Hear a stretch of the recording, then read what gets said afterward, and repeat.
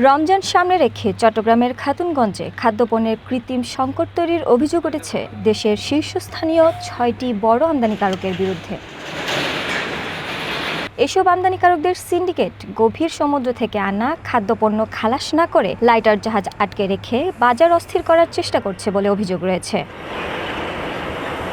এমন পরিস্থিতিতে সংকট সমাধানে আমদানিকারক ও ভেসেল মালিকদের সঙ্গে গেল মাসে ২ দফা বৈঠক করে নৌ পরিবহন অধিদপ্তর। এরপর গণমাধ্যমকে তারা জানান, বন্দরের সক্ষমতা না থাকায় পণ্য খালাসে দেরি করছে এজেন্টরা। লাইটার ভেসেলটা মাদার ভেসেল থেকে খাদ্যশস্য বা পণ্য লোড করার পরে এটা ডেস্টিনেশনে যেতে সময় লাগে ১ থেকে ১.৫ দিন, কোনো কোনো ক্ষেত্রে ২ দিন সময় লাগে।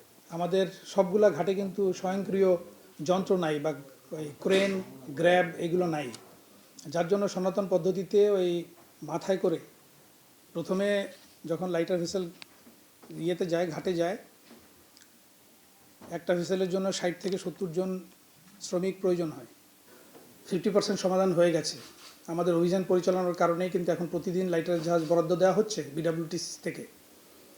সমস্যার সমাধান অনেকটাই হয়ে গেছে, কিন্তু স্বয়ংক্রিয় যন্ত্রপাতি যদি আনলোডিংয়ে ব্যবহার করা হয় তাহলে ওই ১০ দিনের সময়টা হয়ে যাবে ৩ দিন।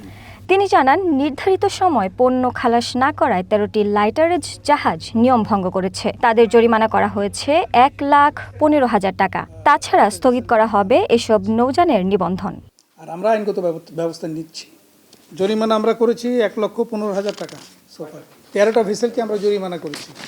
আমরা ২টা মামলা এখন প্রসিডিংসে আছে। ৩০ দিনের অধিক আটকে রেখেছিল। দুইটা কোম্পানির এগেনস্টে আমরা মামলা করছি। এটা আমরা সৎ বলতে পারি, ওরকম অসৎ আমরা পাইনি যে একদম গুদাম করে রেখেছে। এখন ২,০০০ ভেসেল চলছে, ২,২৫৮টা ভেসেল আমাদের চলে এখানে। তার ভিতরে 2-1, 4 5 7 এই কাজটা করতে পারে। এটা হয়তো তারা, বাট ম্যাসিভ আকারে এরকম কোনো কিছু হচ্ছে না। ওইগুলো খতিয়ে দেখা হচ্ছে। এরকম আমরা যেগুলো পাচ্ছি তাদের বিরুদ্ধে আমরা আবার, আমাদের আইনে আছে যে সার্ভে স্থগিত করার ক্ষমতা আছে আমার, তো যাদের রেজিস্ট্রেশন এবং সার্ভে আমরা স্থগিত করতে পারি এবং কয়েকজনের ক্ষেত্রে করেছি। নৌ পরিবহন অধিদপ্তর জানায়, কোস্টগার্ড, নৌ পুলিশ ও নির্বাহী ম্যাজিস্ট্রেটদের সমন্বয়ে ৩টি টাস্কফোর্স গঠন করা হয়েছে। তারা গত ১৭ দিনে ৪০৯টি জাহাজ পরিদর্শন করেছে। এখন থেকে নিয়মিত লাইটার ভেসেল পর্যবেক্ষণ করবে বাংলাদেশ অভ্যন্তরীণ নৌ পরিবহন কর্পোরেশন।